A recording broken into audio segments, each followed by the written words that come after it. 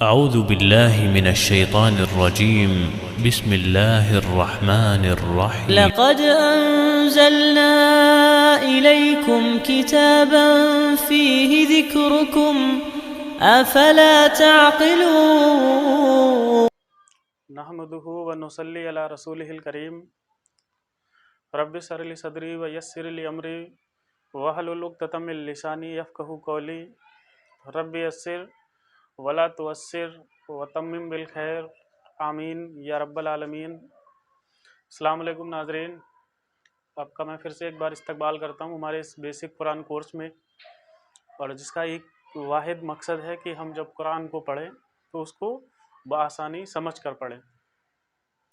और इस्म के हवाले से हमारा जो टॉपिक चल रहा था उसमें हमने अब तक इस्म की चारों चीज़ें, जो चार बातें हमें मालूम होनी चाहिए इस्म के हवाले से।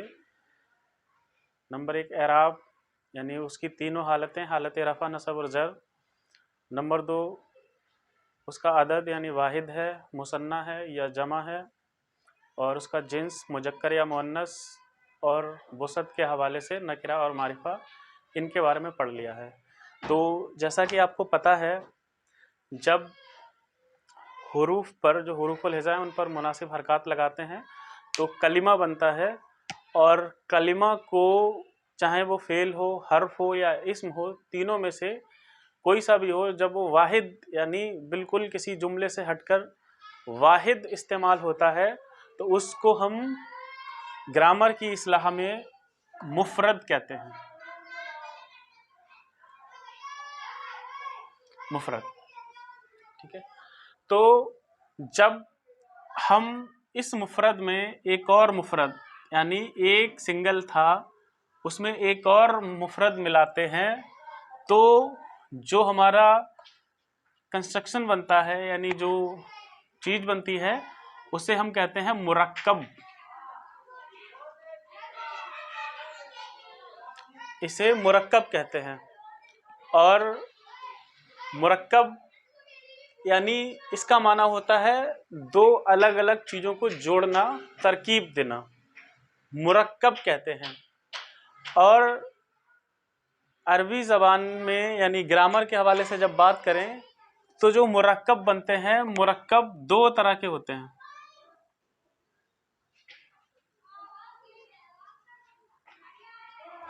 मुरक्कब की दो किस्में होती हैं। एक होता है मुरक्कब ताम, इसे ताम कहते हैं।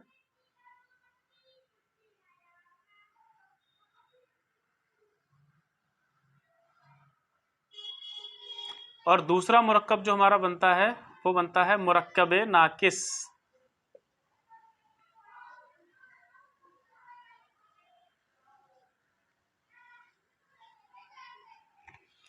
मुरक्कब नाकिस और मुरक्कब ताम। अब ये मुरक्कब ताम और मुरक्कब नाकिस क्या होता है? मुरक्कब ताम का माना होता है कंप्लीट सेंटेंस, यानी जहां पर बात मुकम्मल हो जाए, बात वाजे हो जाए,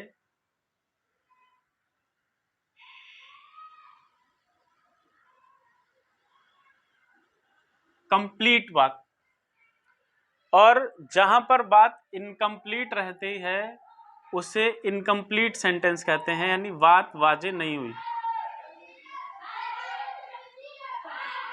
तो मुरक्कब ताम जो है वो हम कंप्लीट सेंटेंस को कहते हैं, यानी जहां पर बात पूरी हो जाए, और जहां पर बात इनकम्प्लीट रहती है उसे मुरक्कब नाकिस कहते हैं। और एग्जाम्पल के लिए हम ले लेते हैं, जैसे मैंने कहा नेक आदमी,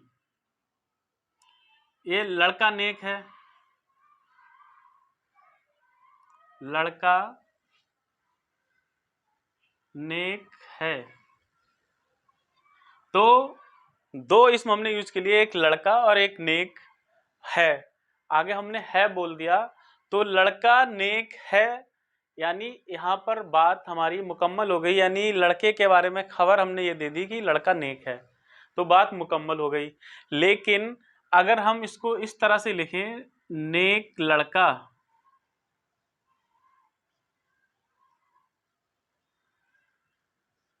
उर्दू के हवाले से लिखें।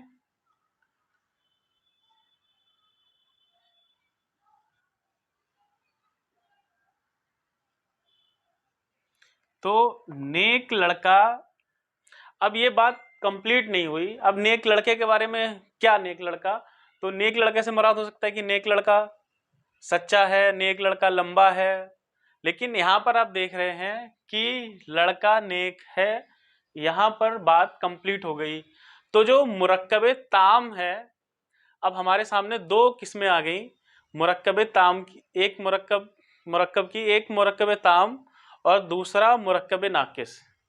तो जो मुरक्कबे ताम है, इस मुरक्कब की दो किस्में होती हैं, इसको कहते हैं सेंटेंस या जुमला भी बोलते हैं। मुरक्कबे ताम को बोलते हैं जुमला यानी सेंटेंस, ये कंप्लीट सेंटेंस है। तो अरबी जबान में जो टेंस सेंटेंस है यानी जो कंप्लीट सेंटेंस है, उसकी सिर्फ दो किस्में होती हैं। या तो वो नंबर एक, या तो वो जुमला होगा इस्मिया, और या वो होगा जुमला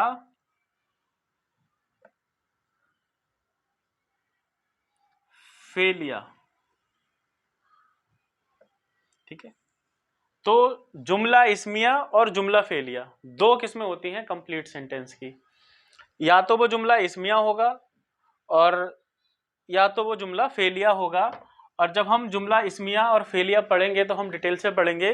अभी आपकी जानकारी के लिए सिर्फ इतना है कि वो जुमला जो इस्म से शुरू होता है, और इस्म आप पढ़ चुके हैं कंप्लीट, तो वो जुमला जो इस्म से शुरू होता है वो जुमला इस्मिया होता है, और वो जुमला जो फेल से शुरू होता है उसे जुमला फेलिया कहते हैं। तो अभी हम कंप्लीट सेंटेंस नहीं पढ़ेंगे, और मुरक्कबे नाकिस में से हम मुरक्कबे नाकिस को पहले पढ़ेंगे और देखेंगे कि मुरक्कबे नाकिस की कितनी अक़साम होती हैं, यानी कितने टाइप के होते हैं मुरक्कबे नाकिस। तो आइए देखते हैं बोर्ड पे मुरक्कबे नाकिस।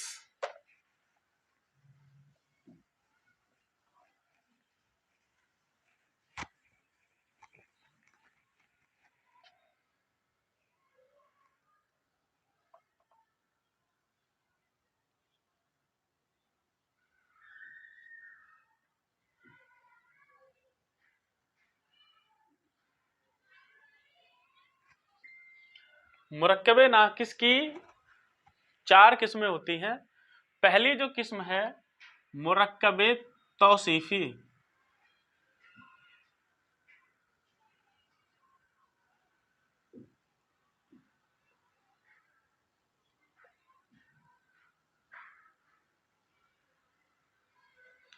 नंबर एक मुरक्कबे तौसीफी। अगर हम इसकी एक एग्जाम्पल लें उर्दू के हवाले से तो वो हो जाएगी नेक लड़का।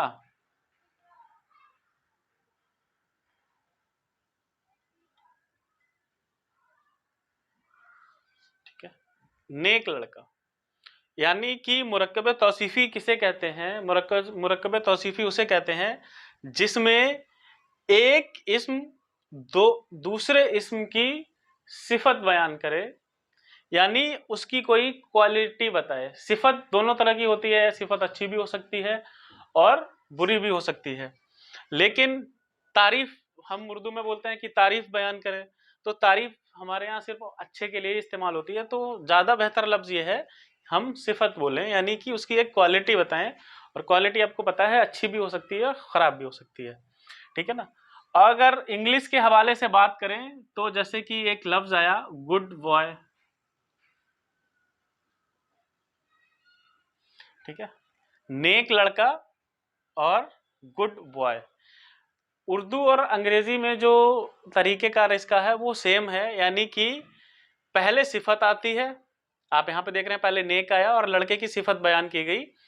तो उर्दू और अंग्रेजी में सेम रहता है, यानी सिफत पहले आती है और जिसकी सिफत बताई जा रही है वो इसम बाद में आता है। लेकिन अरबी में क्या होता है वो हम तब पढ़ेंगे जब हम मुरक्कबे तौसीफी को डिटेल से पढ़ेंगे, और मुरक्कब तौसीफ़ी के बारे में हम जब डिटेल से पढ़ेंगे। दूसरी जो मुरक्कब नाकिस की किस्म है वो है मुरक्कब इसारी।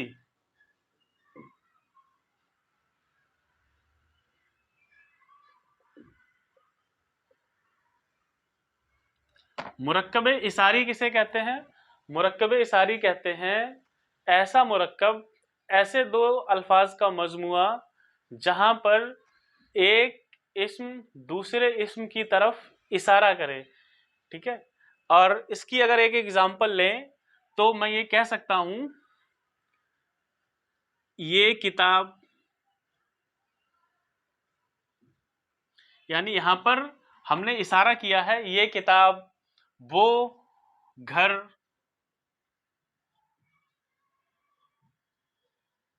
ठीक है ना। और इंग्लिश के अगर हवाले से बात करें,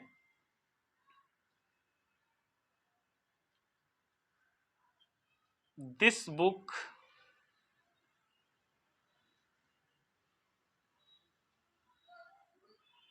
दैट हाउस।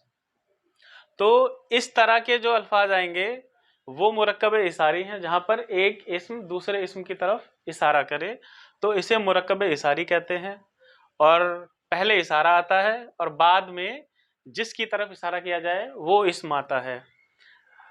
तीसरा जो मुरक्कब है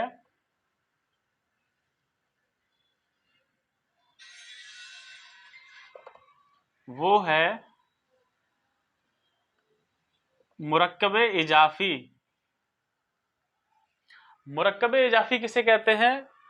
तो बहुत आसान तरीका है मुरक्कब इजाफी को पहचानने का, और वो तरीका ये है कि जिन दो अल्फाज के बीच में का, की, के जैसे अल्फाज आ जाते हैं वो मुरक्कब कहलाते हैं, मुरक्कब इसारी कहलाते हैं।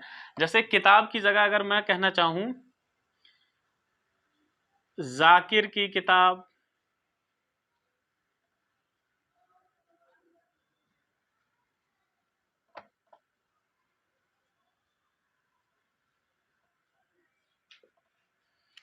या मैं कहना चाहूं हामिद का घर,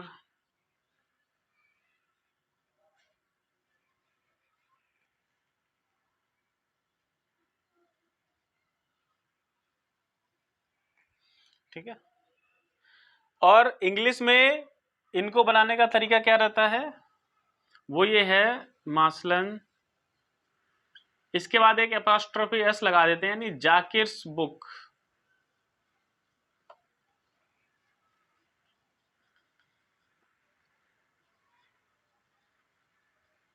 हामिद्स हाउस। या इनको अंग्रेजी में बनाने के लिए लिख देते हैं, इसको पहले ले आए तो बुक ऑफ जाकिर।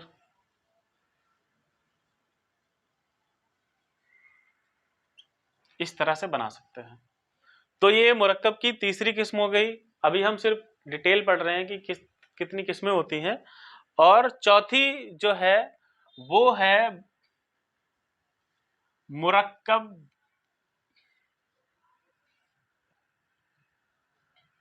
मुरक्कब जारी।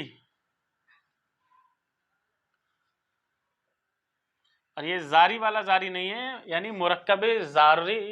और मुरक्कब जारी यहाँ पर मुराद है कि ऐसे दो इस्म, यानी एक किसी इस्म से पहले अगर कोई हुरूफ जारा आ जाए, यानी कि प्री पोजीशन आ जाए, तो भी उसको मुरक्कब जारी कहते हैं। और बात मुकम्मल नहीं होती है, यानी इनकम्प्लीट ही रहता है। जैसे कि मैंने कहा कुर्सी पर,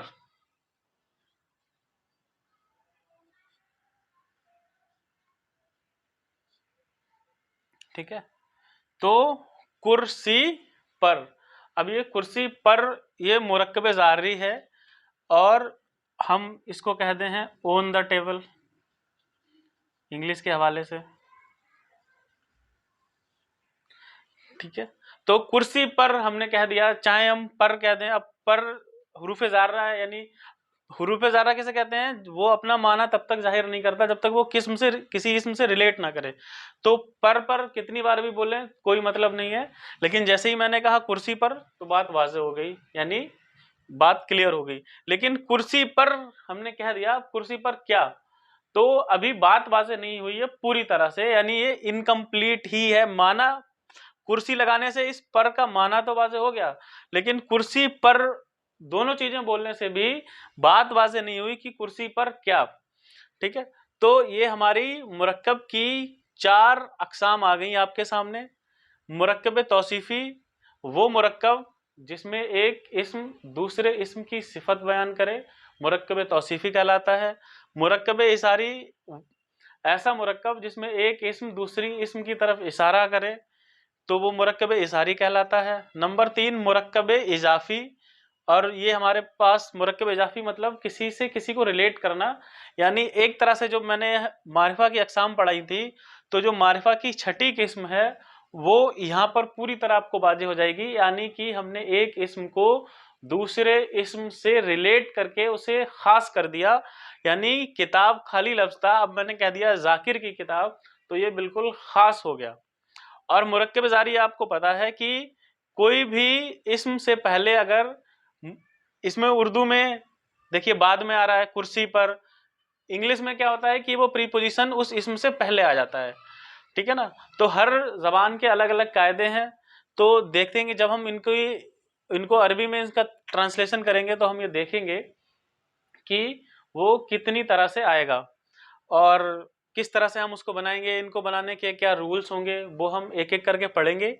आज कल के वीडियो से हम ये देखेंगे कि मुरक्कब तौसीफ़ी को हम बाकायदा स्टार्ट करेंगे, लेकिन अभी हम ये देख लेते हैं कि 2 सिंगल जो वर्ड है यानी मुफरद है, उनको जोड़ने के लिए एक और तरीका इस्तेमाल होता है अरब में, तो वो क्या है और हम किस तरह से 2 लफ्ज़ों को जोड़ेंगे।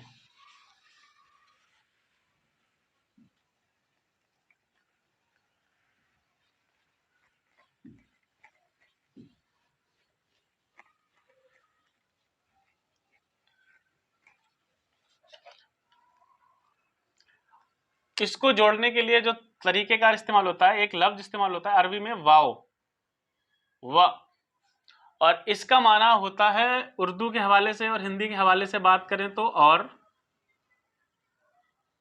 इंग्लिश के हवाले से बात करें तो एंड। तो जब भी हमें 2 अल्फाज को इस तरह से जोड़ना होता है तो हम इस तरह से जोड़ेंगे। मसलन मैं कहना चाह रहा हूं जाकिर और हामिद,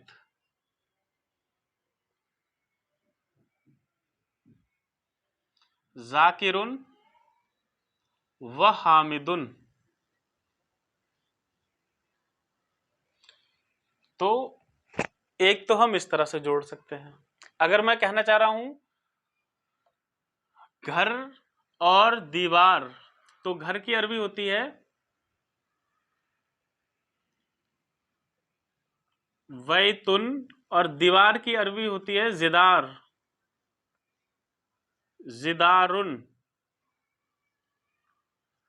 अब अगर इनको हमें जोड़ना है तो हम इस तरह से कह सकते हैं वैतुन व जिदारुन। और आपको पता है ये दोनों नकिरा हैं, तो जब भी इनका इस तरह के अल्फाज आएंगे, नकिरा अल्फाज आएंगे, तो इनका जब हम तर्जुमा करेंगे तो इनके साथ एक या कोई या कुछ जैसे अल्फाज इस्तेमाल करते हैं तो इसका तर्जुमा करेंगे। यहाँ तो नाम है तो जाकिर और हामिद कोई बात नहीं है, लेकिन वैतुन व जिदारुन नकिरा है तो हम कहेंगे एक घर और एक दीवार। और यहाँ पर जो एक आया है, जैसे कि इंग्लिश में आता है दिस इज अ बुक या एक घर, तो यहां पर ये याद रखिएगा ये ए और एक वन के लिए नहीं होता। अगर हमें कहना चाहे एक किताब, अब तर्जुमा हिंदी में तो उर्दू में तो एक ही लफ्ज है तो हम वही बोल सकते हैं, यानी इंग्लिश में कहेंगे अगर हमें एक किताब वन कहना होगा तो this is one book. One book अलग चीज है और दिस इज अ बुक वो अलग चीज है, यानी वो दिखाने के लिए एक किताब है, यानी ये कोई किताब है। तो एक या कोई के साथ तर्जुमा करेंगे तो इसका तर्जुमा हो जाएगा इसका वैतुन व जिदारुन का हो जाएगा एक घर और एक छत। अगर हम कहना चाह रहे हैं वलदुन एक लड़का और एक आदमी, रजुलुन एक लड़का और एक आदमी। लेकिन अगर हम इसको मारिफा बनाएं तो ये हो जाएगा हमारा अल वलदु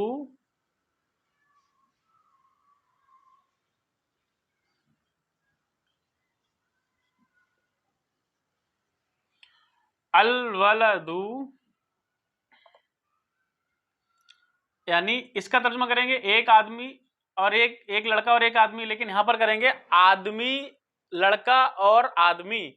और आपको पता है कि ये अल जो है यहां पर जब मिला के पढ़ेंगे तो ये अगर कमरी और शमसी हरूफ ना हो तो यहाँ पर जैसे कि अल का लाम भी नहीं पढ़ा जाता, आपको पता है, पीछे से मिला के पढ़ेंगे तो शमसी हरूफ आ गया, तो इसको मिला के पढ़ेंगे अल वलदु वर रजुलु, अल वलदु वर रजुलु।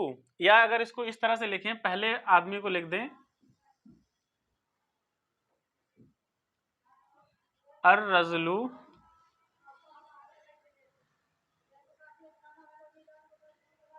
अब इसको पढ़ेंगे, देखिए यहां पर इस तरह से मिला के पढ़ रहे हैं अल वलदु वर रजुलु, यानी लाम भी नहीं पढ़ रहे हैं, लेकिन यहां से मिला के पढ़ेंगे तो पढ़ेंगे अर रजुलु वल वलदु, अर रजुलु वल वलदु। तो ये तो एक तरीका हो गया, यानी वाव के जरिए हम इसको मिला सकते हैं। और जैसे कि सूरत अल अस्र में आया है, वहां पर वाव है तो उसको पढ़ते हैं वल अस्री, तो वहां पर वाव एंड वाला नहीं है, लेकिन ठीक है ना, लेकिन जब भी वाव आएगा तो इस तरह से ही मिला के पढ़ेंगे, यानी कि अलिफ लाम में से एक को पढ़ेंगे, अगर शमसी हरूफ है तो लाम भी नहीं पढ़ेंगे, डायरेक्ट इसमें मिलाएंगे अल वलदु वर रजुलु। लेकिन इसका आपको बता दें, ये ग्रामर के हिसाब से कोई लेना देना नहीं है इसका जो मेन काम है वो तजवीद के रूल्स जो हैं, यानी कि अरब इसको किस लहजे में पढ़ते हैं उससे मुराद है। अगर आप इसको इस तरह से पढ़ेंगे अल वलदु व अर रजुलु पढ़ लें व अल रजुलु पढ़ लें तो भी कोई दिक्कत नहीं है, यानी माने में कोई फर्क मुराद नहीं होगा। यहाँ पर जो ये है सिर्फ पढ़ने के कवायद के हिसाब से मैंने आपको बता दिया। और दूसरा जो कायदा ये है वो कायदा ये है कि इसमें एक औ लगा देते हैं और इसका माना होता है या, और इंग्लिश के हिसाब से इसका माना होता है और। अब अगर मैं ये कहना चाहूं जाकिर या हामिद, तो अब देखिए क्या फर्क वाक़ई होगा। अगर मैं कहना चाहूं जाकिर या हामिद तो हम कहेंगे जाकिर औ हामिदुन, यानी जाकिर या हामिद, तो ये हो जाएगा जाकिर औ हामिदुन। घर के हिसाब से कहना चाहें वैतुन औ जिदारुन, यानी एक घर या एक छत। अगर मैं कहना चाहूं एक लड़का या एक आदमी तो हो जाएगा वलदुन औ रजलुन, एक लड़का या एक आदमी। अब अगर इसको मिलाएं, हम कहना चाह रहे हैं आदमी, लड़का और आदमी,